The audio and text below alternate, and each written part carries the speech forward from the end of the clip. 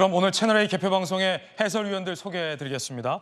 이현종 문화일보 논설위원, 김광선 변호사님, 김유정 전 의원님, 장윤미 변호사님 나오셨습니다. 어서 오세요. 시청자 여러분들 투표하셨습니까? 여러분들의 소중한 한 표의 가치는 돈으로 환산할 수 없지만 5천만 원 이상의 가치가 있다는 언론 보도도 오늘 많이 나와 있는 상황입니다.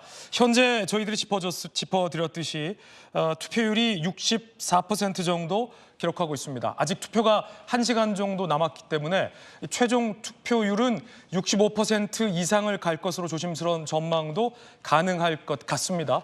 오늘 투표가 진행 중인 이 상황, 시간별로 투표율이 어떻게 변했는지부터 대형 미디어볼에 한번 짚어보겠습니다. 함께 보시죠. 이번 선거에서의 어떤 투표율도 하나의 변수일 수 있다는 생각이 듭니다. 사실 오전의 투표율은 지난 총선에 비해서 조금씩 뒤처지는 그런 상황이었습니다. 그런데 오후 1시부터 앞서 역대 총선 최고 비율을 기록한 사전투표 결과가 합산되면서 수치가 점점점 올라갔습니다. 현재 5시를 기준으로 전국 투표율 64%를 기록하고 있는데 4년 전 총선보다는 다소 높은 수치입니다. 이현종 해설위원님, 사전투표율도 총선 중에서 가장 높았고 지금 본투표율도 굉장히 좀 지난 총선과 비슷한 양상으로 가고 있습니다만 정치권에서 일각에서 예상했던 70%를 넘길 것이다. 현재 64%라 모르겠지만 7%까지 넘길 수 있을까요? 어떻게 보십니까? 그러니까 총선 투표율 치고는 꽤 높은 투표율을 보이고 있는 것만은 사실인 것 같습니다. 그거는 이제 앞으로 과연 70% 넘을 것인가 안 넘을 것인가 중요한데 제가 21대 총선 때 마지막 1시간 투표율을 보니까요. 3.6%포인트가 올랐어요. 상당히 많이 집중돼 있었고. 3.6%포인트가 올랐다 그러면 지금 우리가 이게 64%지 않습니까? 그러면 이게 70%에 근접하는 아마 투표율을 보일 거로 봅니다. 60% 후반까지는 갈 것이다. 그렇죠. 70% 넘기는 조금의 역부족이지 않나라는 좀 예상을 해봅니다. 그렇다 하더라도 꽤 높은 투표율이겠죠. 이만큼 투표율이 이제 유지됐다는 것은 아마 이 사전 투표율에 대한 일단 효용성이 적극적으로 홍보가 된 것 같아요. 그리고 이번 사전투표 같은 경우는 예전 20대 1대 총선만 하더라도 지금의 국민의힘 계열, 즉 미래통합당 같은 경우는 좀 굉장히 부정적이었습니다. 여러 가지 어떤 투표에 대한 어떤 부정 시비 때문에. 그러나 이번 같은 경우는 사실은 이 국민의힘이 앞장서서 사전투표를 독려했지 않습니까? 대통령을 비롯해서 전부 다 사전투표를 했거든요.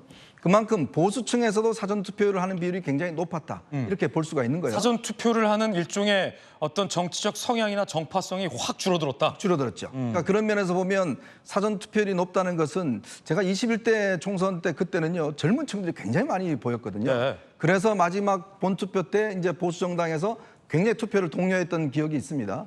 근데 이번 같은 경우는 전반적으로 투표율이 높았다는 것으로 보여집니다. 자, 그런 것들이 하나가 있는 것이고요. 또 하나는 우리가 21대 총선 기준으로 볼 수 없는 것이 대한민국의 인구 구성이 많이 바뀌었습니다. 그러니까 4년치 인구 구성이 보면 우리 사회가 이제 고령 사회지 않습니까? 그러면 60대 이상의 비율이 굉장히 높아졌어요. 이번에 보면 60대 이상의 비율이 최고 높습니다. 그리고 50대, 60대가 전체 유권자의 절반을 차지해요. 반면에 저출생으로 인해서 20대와 10대의 비율이 굉장히 낮습니다. 자, 그런 면에서 보면 세대별 투표가 누가 많이 하는가에 따라서 결과가 달라질 수 있다. 그러니까 단순한 기준으로 예를 들어서 투표 전체가 높으면 야당에 유리하고 낮으면 여당에 유리하다, 뭐 그런 프레임 자체는 이번에는 좀 통하지 않지 않을까라는 그런 조심스러운 전망을 해봅니다. 그렇군요. 그렇다면 역대 중요한 선거마다 사전 투표율은 얼마였고 최종 투표율은 얼마로 집계됐는지를 저희가 대형 미디어월에 한눈에 아시기 쉽게 띄워봤습니다. 함께 보실까요?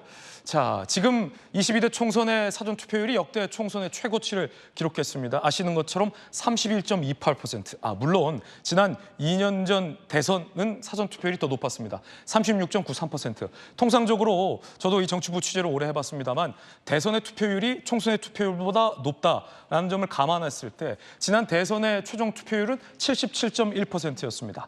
지난 총선, 4년 전 총선의 최종 투표율은 66.2%로 집계가 됐거든요. 그런데 지금 64%, 5시 기준 64에서 64.1로 집계가 되고 있는 이 투표율의 흐름을 고려했을 때 적어도 지난 총선 66.2를 상회하는 정도의 투표율이 나오지 않을까라는 전망을 이현종 논설위원은 해주셨습니다. 김유정 의원님, 예전에 그런 말 있었잖아요.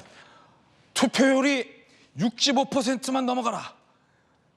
거의 물은 안 떠다 놨지만 65만 넘어라 하는 사람이 있었고 65 밑으로 떨어져라 하는 사람이 있었는데 이제는 그거 옛말이다 이 말인 거죠. 그렇습니다. 그러니까 투표율로 여야의 유불리를 따지기에는 이제는 점점 어려워진다. 어려워졌다. 네, 말씀하신 대로 고령화되고 있고 인구 분포도 연령대에 따라서 달라지고 그다음에 또 성별도 조금 달라지는 것 같고요. 말씀하신 대로 과거에는 젊은 층은 굉장히 야권 지지 성향이 매우 높았다. 네. 이렇게 평가를 했었는데 지난 대선의 경험을 비추어 보면 또 그런 것 같지도 않고요. 그래서 점점 과거 전례에 비추어서 어떤 그 선거의 판세를 분석한다는 게 쉽지 않다 이런 생각이 드는데요. 특히 지난 총선 때는 사전투표율이 굉장히 높았고 또 야당의 압승이 있었습니다마는 또 지난 대선 같은 경우에는 사전투표율이 굉장히 높았어요.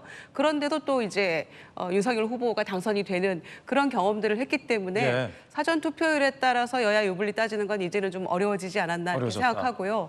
특히 아까 말씀하신 대로 점점 인구가 고령화되고 있기 때문에 40, 50대 또 60, 70대 이렇게 여야로 약간 양분되는 그런 상황 속에서 20, 30대의 투표율 이 아마 이번 총선의 승패를 가늠할 수 있을 것이다. 그런 생각이 들고요. 얼마 전에 뭐 여론조사 이런 거 보면은 여전히 20대 또 30대에 아직 그 무당층이 예. 상대적으로 높았거든요. 그 결과가 투표로 어떻게 이어질지 또 막판에 어떻게 마음을 정했을지 이런 것들이 아마 승패를 좌우하게 되지 않을까 생각합니다. 네, 일단 투표율은 지난 총선 수준을 상회하는 정도로 높은 관심 속에서 높은 투표율이 이어지고 있다. 그런데 사전투표나 본투표의 최종 투표율의 어떤 정파적인 성향을 이제는 고려할 수 없게 된 상황인 것으로 보인다. 여기에 한 가지 더 더해지는 변수는 이번 총선의 결과를 예측하기 위해서 유독 이번 선거는 그 어느 선거 때보다 수도권과 전국의 경합지가 많습니다. 양당 모두 격전지, 경합지가 60곳에 달한다라는 분석을 최근 내놓을 정도였습니다. 그래서 잠시 뒤에 저희 채널A가 이번 선거의 제1당을 어쩌면 결정지을 수도 있을 주요 경합지 10곳의 단독 예측 조사 결과를 잠시 후에 전격 공개하겠습니다. 그 격전지에서 어느 후보가 이기는지, 어느 당이 이기는지 시청자 여러분들 잘 파악하시기 바라겠습니다. 여러분들은 채널A 개표 방송을 함께하고 계십니다.